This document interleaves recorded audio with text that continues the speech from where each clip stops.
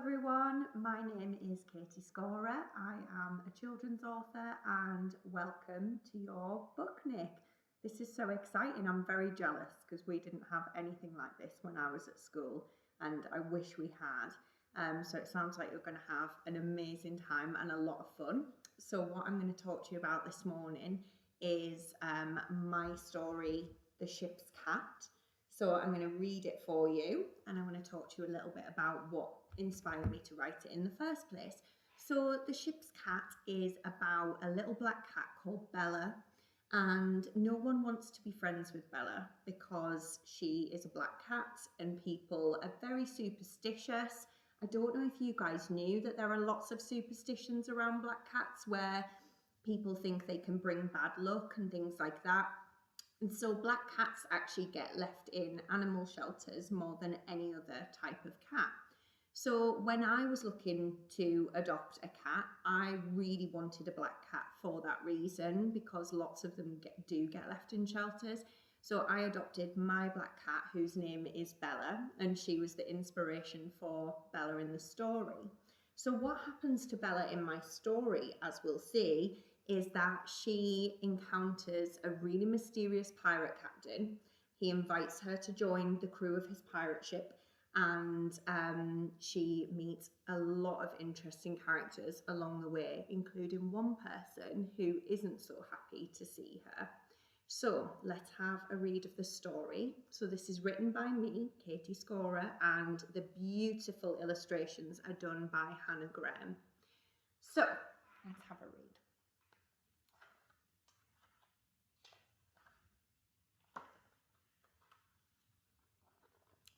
Bella was a cat so fluffy and black, with a twirling tail that curled. But alas, she had no owner, nor a single friend in the world. You see, people were so superstitious, they thought a black cat meant bad luck. So whenever they saw Bella coming, they'd dodge and they'd dive and they'd duck. One day, walking down by the river, Bella felt oh so lonely and glum. She just wanted someone to play with, a friend or a pal or a chum. Then, from the corner of her huge eyes, which were impossibly yellow, Bella started with shock as towards her there walked a truly peculiar fellow. "Ahoy," said the man, who wore a red coat and a glorious feathered black hat. "I'm captain of this here ship, and we're in desperate need of a cat." "What do you mean?" asked Bella, surprised, fearing the man was quite mad. But then he explained that black cats on ships are thought to bring good luck, not bad. "Come on, let's go," said the captain, called Joe, and led Bella down to the docks.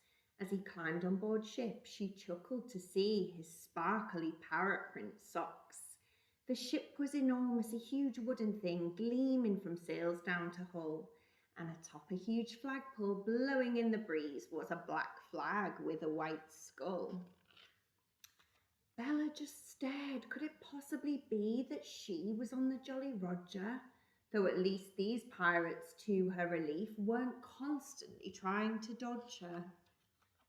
"Let's meet the crew," said the captain, delighted to have little Bella on board. But the thing you see about this pirate gang is that they were each of them flawed. First there was Jack, whose eye patch was black but covered his functioning eye. So poor Jack couldn't see either you or me, and he never quite understood why. Next was a woman with a long wooden leg who went by the name of Miss Mary, but she got her leg stuck in a bucket on deck, which made her look rather less scary. Last was a man who was up for a duel, a small skinny pirate called John. But instead of his sword, he pulled out a fish. Flawed, I say, everyone. On Captain Joe's shoulder there sat a red parrot who wasn't particularly happy. "Come on now," said Joe to the bird with a grin. "Introduce yourself, make it snappy." Now, cats and birds aren't often friends, and this case was no exception. So it may not entirely surprise you to hear that Bella got a frosty reception. "My name is Percival," grumbled the parrot, "but all of my friends call me Perce." Then under his breath he muttered, perturbed, "A cat on board ship? What could be worse?" As time went on, young Percival felt like he was in a bad dream. "I need to get rid of that cat," he thought, so he cooked up a devious scheme. Percival found some delicious treats and planted them down in the cellar. Then as soon as she walked through the door, slam, he'd managed to trap poor Bella. When tea time came round, the ship's cook went down to collect some scrummy supplies, but he left the door open and let Bella out, much to Percy's disgust and surprise. The very next day on the plank of the ship, Bella lay down for a sleep, but Percival, hiding, shook the plank wildly and tried to send her to the deep. But Bella, quick thinking, stuck out her claws, and on board the ship she did scrabble. Percival wasn't amused when he saw her back amongst the pirate rabble. The parrot despaired, for it seemed to him that all of his plans had been thwarted. But third time's a charm, he thought to himself.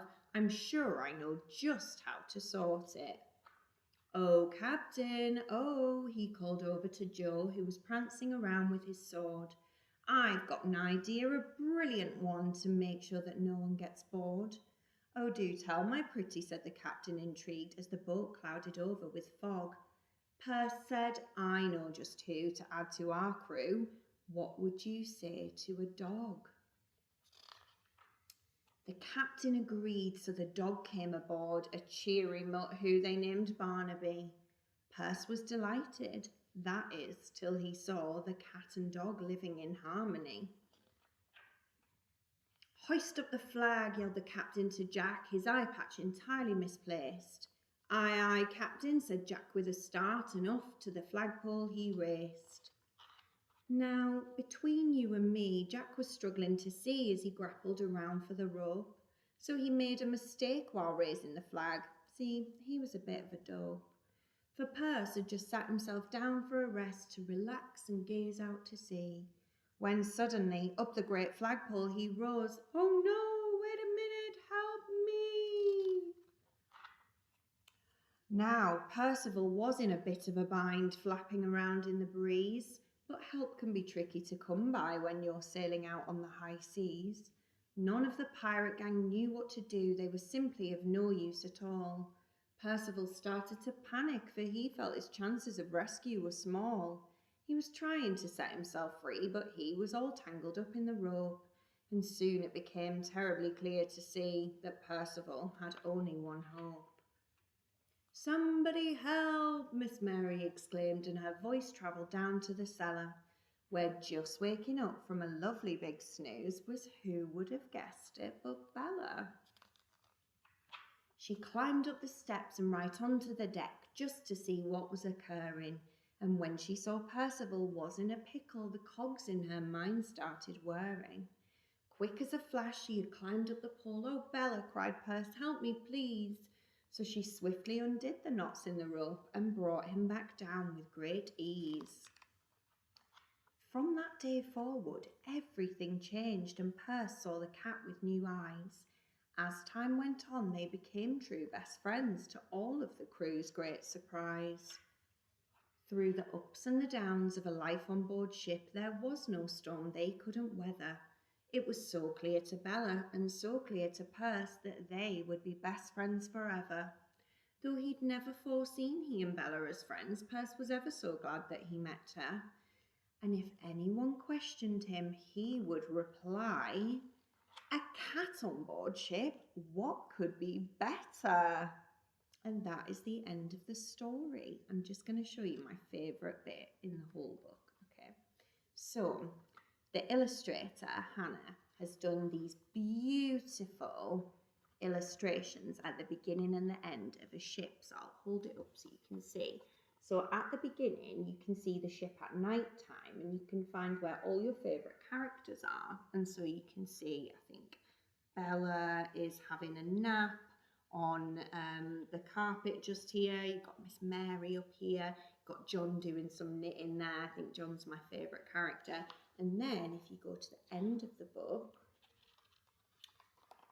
You can see them at night time, so you can see who's gone to bed on time, like a good pirate, and who's been a little bit cheeky and staying up past their bedtime. You can see Bella just here, looking up at the stars. And I think that those beautiful, beautiful illustrations really add so much to the story and make it what it is. So I hope you enjoyed the story, and I hope you have a wonderful time at your Book-nic. As I say, I'm very, very jealous. I hope you have some delicious food. You get to talk about lots of different books, and I hope you have the best time. Thank you so much.